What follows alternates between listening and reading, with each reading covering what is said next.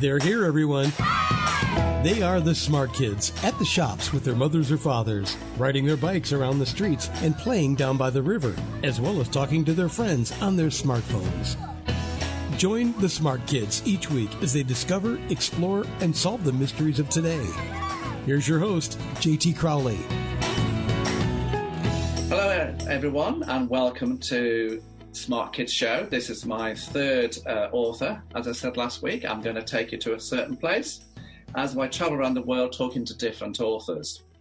So this week, my guest is Donna Petrovich, and she was from Croatia. She grew up on a rural farm, and when I look at her book, Varna's Adventure with Mother Earth, I can start to see there is a core inspiration there, probably from her childhood life, being on the farm in the rural area of Croatia. And I don't know if people that you've been to Croatia, but it's a beautiful country. And the coastline all down by the Adriatic is stunning. The coastal scenery, the Adriatic Sea, is beautiful. And Croatia, with Split, Dubrovnik, and Zagreb, the capital, it is a wonderful, beautiful, historic country. And when I was there last, I thoroughly enjoyed it. So I'm really pleased that my author this week was brought up there in Croatia. And when I look about, I've done my research on my author, Donna Petrovich, this week, she cares very much about art and culture, civil and human rights, social actions, and, of course, reading and writing. So her book is called Varna's Adventure with Mother Earth, and it's for children. And she says in her blurb that it's to inspire. So I would like to welcome this week Donna Petrovich. Donna, welcome to the podcast show. Thank you, John, JT. Thank you. Donna, I've been fascinated. When I look at your book, I look at your story, and like myself, I'm always intrigued as to what brings authors, what brings you to writing. Why did you write the book? What was the reason? There are two different answers to that question.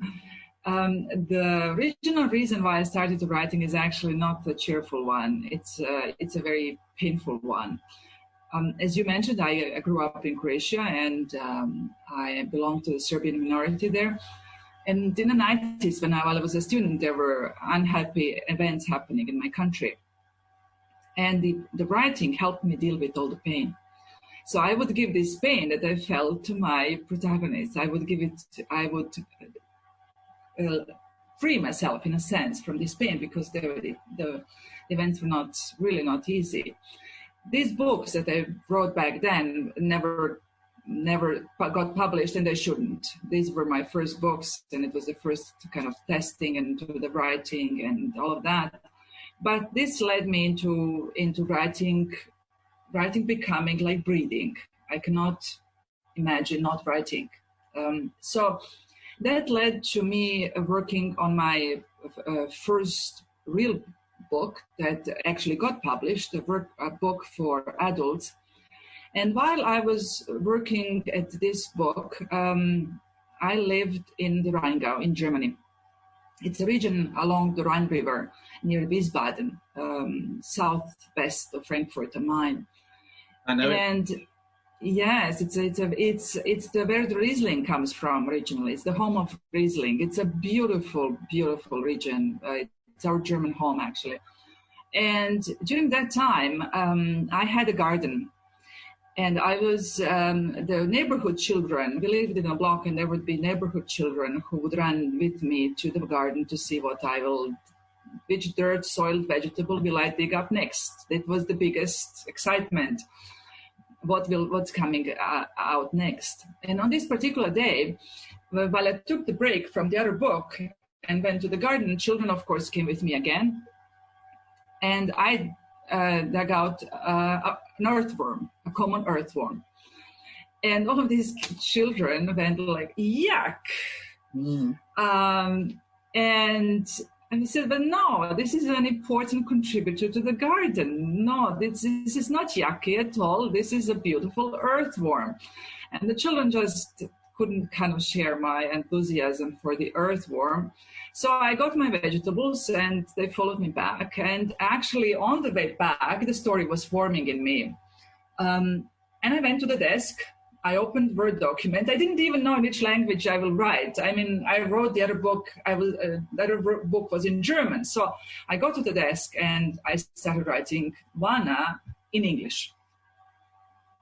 And the first draft just came down. The first draft just got inspired by this fact that we don't know how every single element in Mother Nature contributes to the overall well-being, including the earthworms.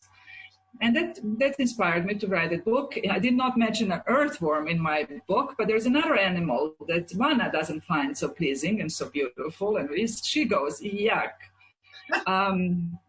Because I was watching your YouTube video and you mentioned about when you were standing on, I would imagine you were standing on a rock or a boulder or something like that, with the Adriatic in the background. Yes. You talked about the earthworm and the kids going, ugh.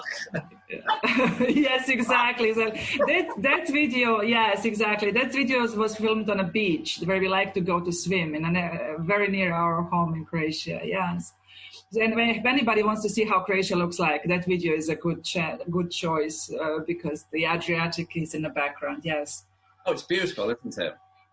Yes, it is. It is. So that's the background. That's the background behind Vana's adventure with Mother Earth.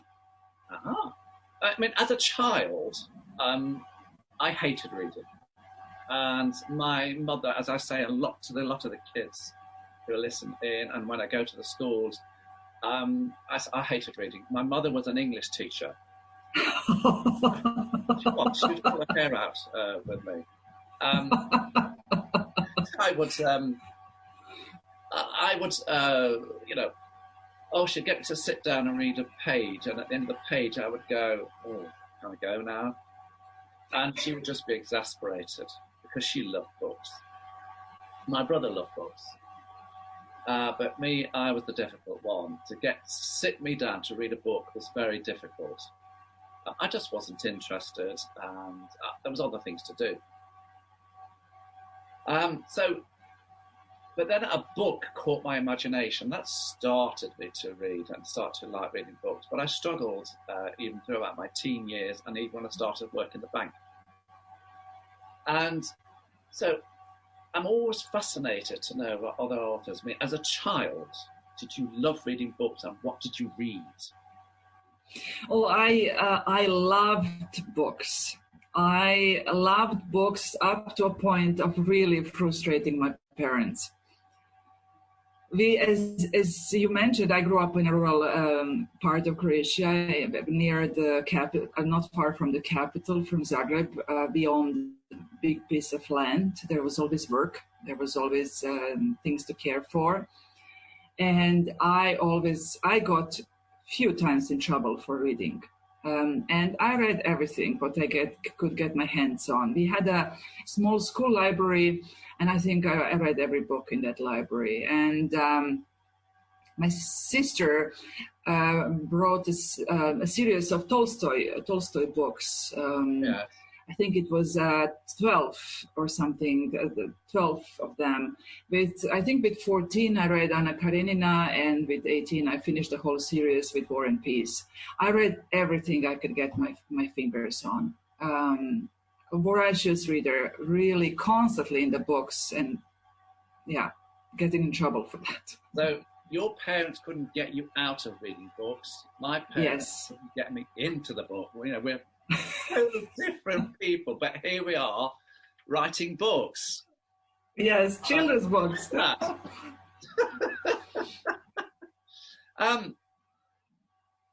Donna, on my previous podcast shows, I've always talked to the kids, in particular and generally, about how I create my characters. And as I've said on numerous podcasts, I tend to use a formula of 14 points to create my characters. so that the kids can see like how old the character is, what sex the character is, what the character wears, what they look like, where they come from. What do you use to build your character? I use it's a kind of an inner film that I use. Characters come to me. Characters are alive for me. I kind of see them. It's not really that they are alive in a sense that they are with the room, but I see them in my inner world. They exist. And when there is a book in me that wants to come out, it doesn't let me in peace until I sit down and get it on a paper. It's present. It's very there. And so I always get this first draft out of me and really typing really, really fast to follow this, to capture this inner film. And then I sometimes I have to leave that to settle, kind of, because it's gets out of me, and then I work on something else, and I come back and look at it fresh eyes, and then I look what is missing here, because I always see that whatever is happening there, I see it. I feel it. What do they sense? What kind of world is it? What do they smell? What is that they wear? What is it they see? And all of that. So I check for these elements, because it's like we paint a picture with our words. We paint a picture for our readers, and we need our brush strokes need to complete all of this. We can't leave the space in between. We have to fill it up so that this picture is complete for our readers. This is how I do it. Okay. I use another formula, which I've often talked to the kids about if they look at my podcast. I use a triangle set for the characters. So I have my main character, the protagonist. I then have, because, I write for children's books, age range between 8 to 13. And I then have sitting under that main protagonist or main character 2 to 3 what I call sub-characters, and they're generally friends of the main character, and they're there to support the main character. And then I have sitting under those characters what I call, when I was taught, floating characters. These are characters, Donna, that come in and out of the story just to move it along. And looking at the way that you write, I was fascinated to see, wonder was, when I look at some of your writings, was, are we on the same wavelength? Do you use the same sort of structure? I do use the structure but in a different kind of sense. I have the balance at first. I have the main character, and who is the first supporting character, who is giving the strength to the main character, who is making the character more or less shine. And that can be an antagonist, or can be the supporting one who actually is an exchange. Like in Vanna's adventure with Mother Earth, Vanna meets Mother Earth, and they take on an adventure. So these two are on a journey, but they are not alone. There is the grandmother, and there's the beagle, Elvin. So these two are there, and of course everybody, the floating characters that Vanna meets, all the friends and children of Mother Earth on the journey. Because Vanna's adventure with Mother Earth is our planet, our beautiful planet. So the book had to represent our planet somehow, and so I took the characters, the floating characters from different parts of the world. All of them talk to Vanna. So with my choice of this, I also wanted to represent the beauty of our incredible planet. This changes from book to book, of course. In Explain Life to Me, Please, I have 2 stories. This is a book for adults. I have 2 stories. In the one story, Thomas has to make some decisions about his life, And there I have him as a protagonist, and I have two of his colleagues as antagonists, more or less. One is more antagonist than the other. And then I have all of everybody in his work, in his company, that are supporting the story, because he is a managing director and he has to make some serious choices and decisions about his life. And in a parallel story, Thomas talks to a frog and is asked by a frog Robbie, a very impertinent frog, I have to say. This very impertinent frog, he's asked to explain human life to him. And that one, I leave just the two in a dialogue, because this is the sparring they do is what makes the story funny and lighthearted, and it's an invitation to enjoy life, and it's not so much to be so fixated on so many things we are. So it switches from story to story. It's different. Well, we all have to adapt our characters and the way that we do things with what the story's going to be. I'm going to throw a little cheeky little question at you here. I'm wondering, your character Varna, is there a little bit of her in you as a child when you were growing up? Probably. I would assume. Well, she's a little bit. I believe it's more of children that I met in Germany are more in her than me. And I don't have this one illustration. When we published the book, this one illustration got out. But I would, if I ever put this illustration into the book, I would insist that Vanna is pictured with black hair and black curls. Because one of the girls who inspired me in the neighborhood to write this story was at that time 10 years old, and she had black curls. So it insists that Vanna has actually hair like her. She's now, of course, older, but this is why I also wrote the book for that age, because this is the other kids. Two more boys were approximately 1 year younger, and then the other kids were a little bit younger. But I wrote it actually for that age because she understood more. It's funny how you said that, Donna, about your character, black and then curly hair. And because when I create the characters, that's one of the things I have to, one of the points, what colour hair have they got? Because when you're writing away, sometimes somebody's going to pick up when you've actually said, at one part of the book, you've got the character with black curly hair, and then you've forgotten what colour hair they had and what type of hair they've got, and you've gone red straight hair. Somebody's going to go, hello, that's different. And you're going, yes.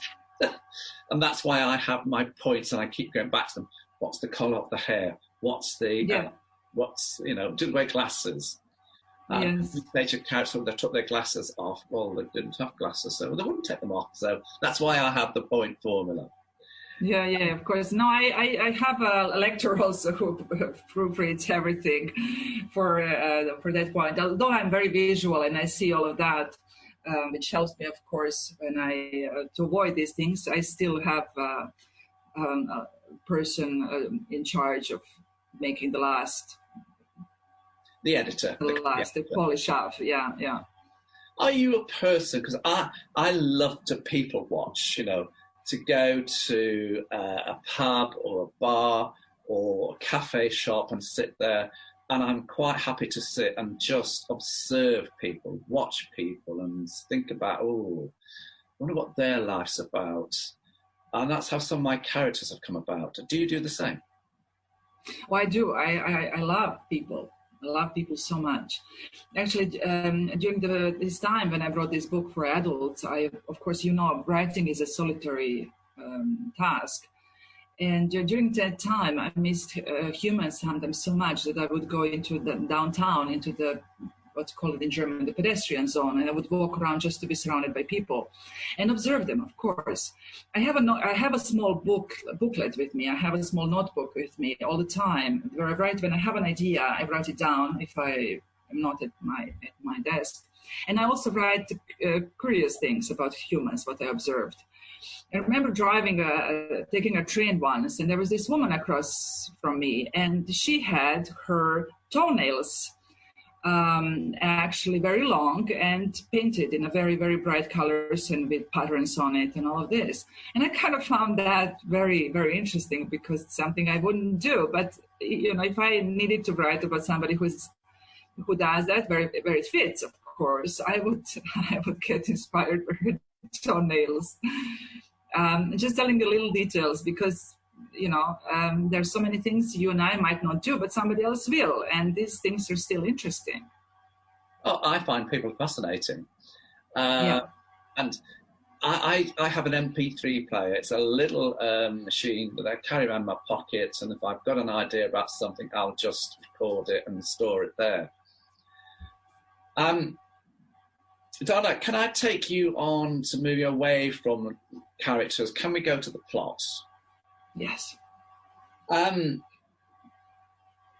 I use the plot. I split into two different sections. The first section is I split it into scenery.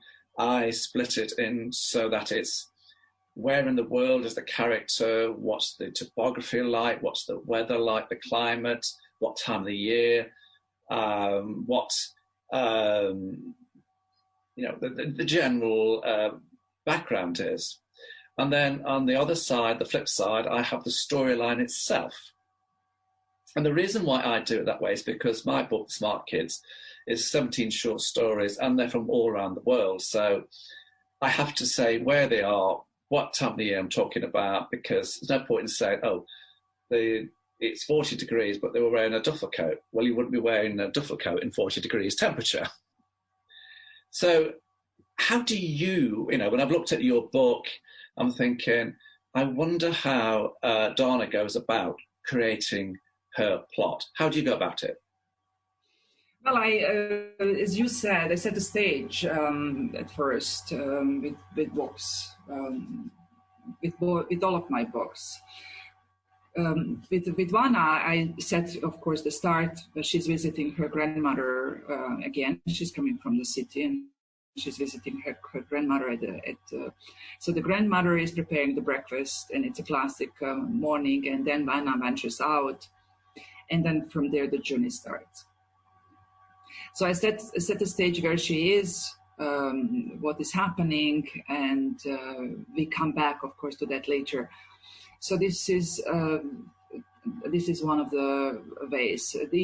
Something similar is also in the other book, Explain Life to Me, Please.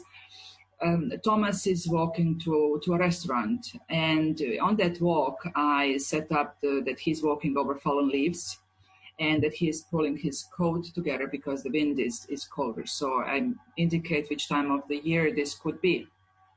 Without really going if it's November or December, I leave it to the readers. But I do set the stage that this is a rather colder day for him because he has to get his jacket closer.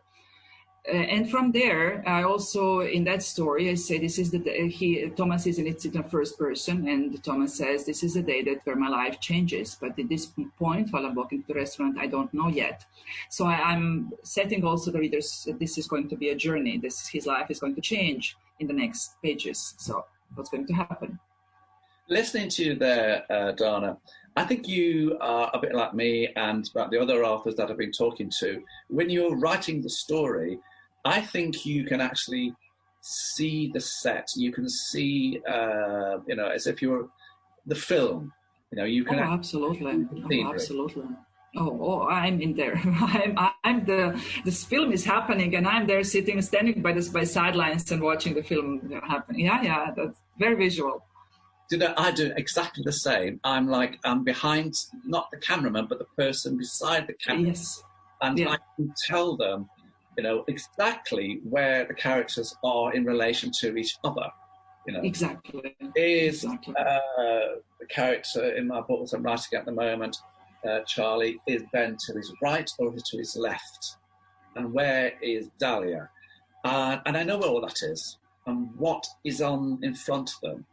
And where's the scenery? And when I look looked at the book, your book, I think Donna does exactly the same here. Yes, yes, yes.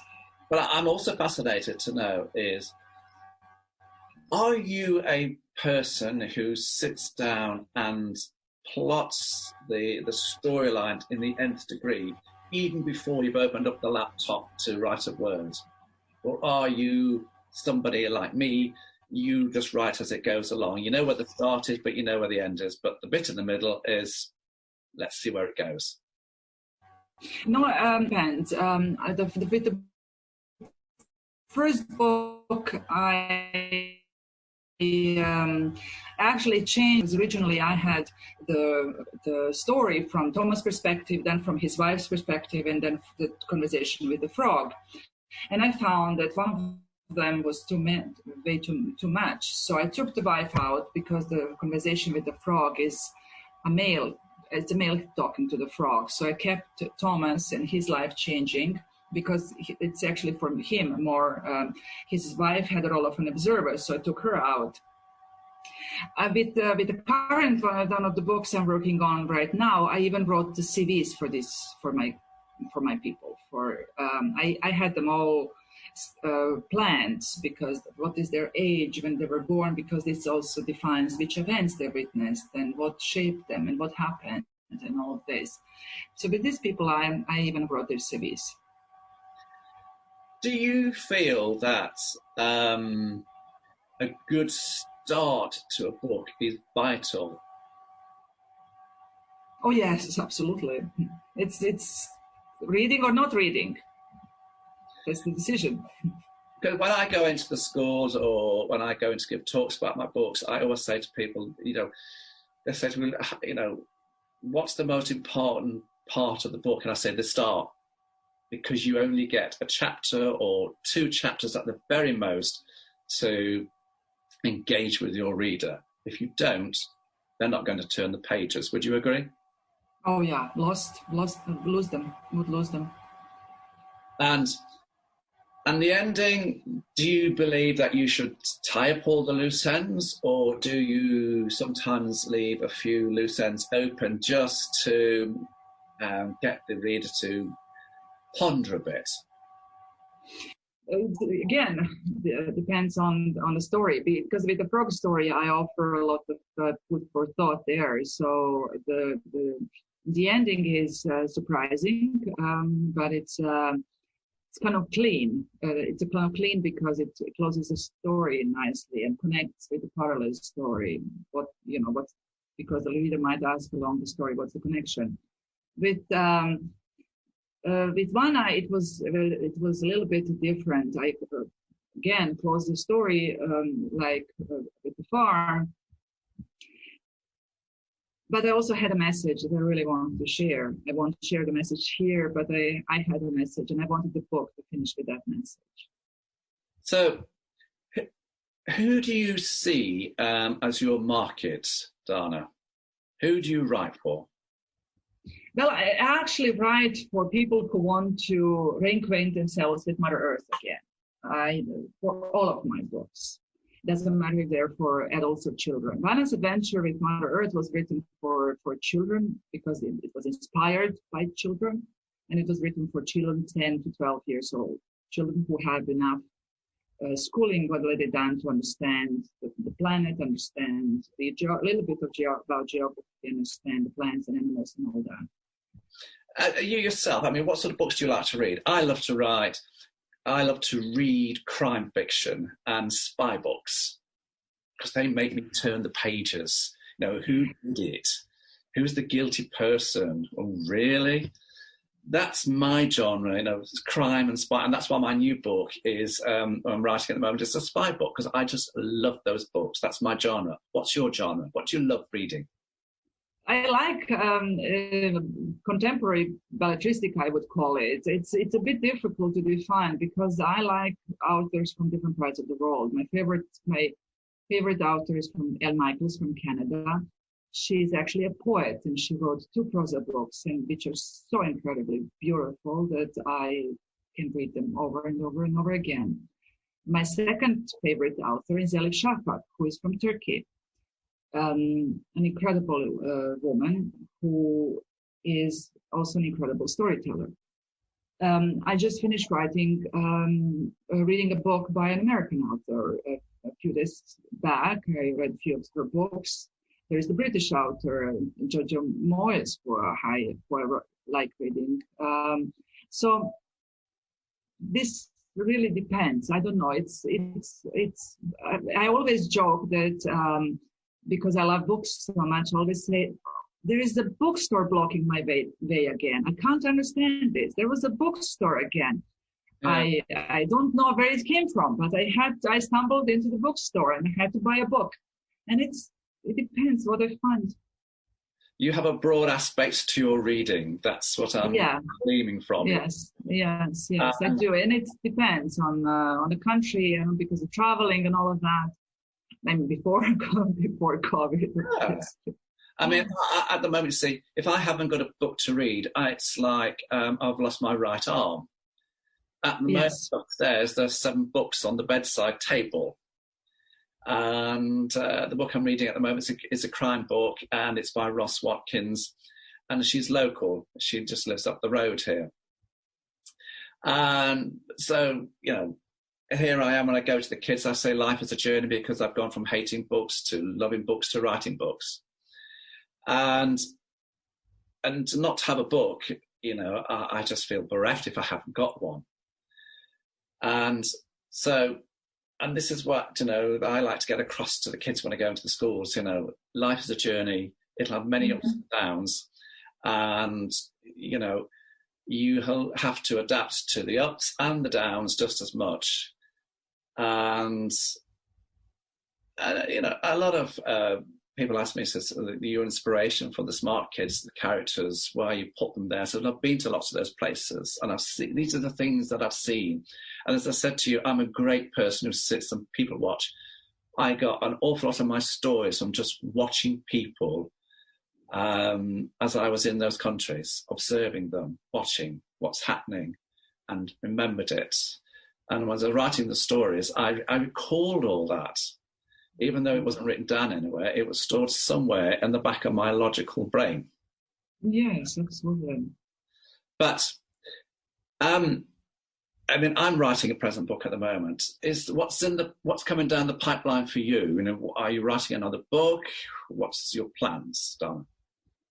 Well, I'm actually, I'm writing, I'm in the process of finalizing short stories. And I already started writing started writing the sequel for Vanna. This time it's playing in the city, not in the village. So that's coming up down the pipeline. And in the short stories, there are some unusual characters who speak. Let's put it that way. There you go, you see. Well, Donna, it's been fascinating talking to you. I've learned, this little chat that we've had here and the previous chats we've had on Zoom. I've learned so much about you, why you write your books, what's the thinking behind your books, the process, how you go about it. And it's interesting to see how, a lot of us, we all tend to work from the same page. We have a formula, we have characters, we have plots, we have imagination, creativity. And that's the general theme that I'm picking when I'm doing all these interviews with authors. I love talking to people. I love talking to people from different parts of the world. So talking to you today has been absolutely fantastic. I would like to thank you for coming on the show. So kids, ladies and gentlemen, Donna, thank you very much for coming on the show. Thank you, JD. Thank you so much for having me. You're welcome. Next week, kids, adults, whoever's listening, I'm going to be talking to Simon Elstrom. He's a young author. He's 20. He's from the United Kingdom, down near London. And he's self-published his book, Hades Forest. So I'm going to be talking to him about how he creates his character, what made him write, what has inspired him. So until next week, guys, stay safe and enjoy life. Thank you for listening. Thanks for listening to The Smart Kids. Want to follow more of their adventures? Check out The Smart Kids by J.T. Crowley on Amazon.com now.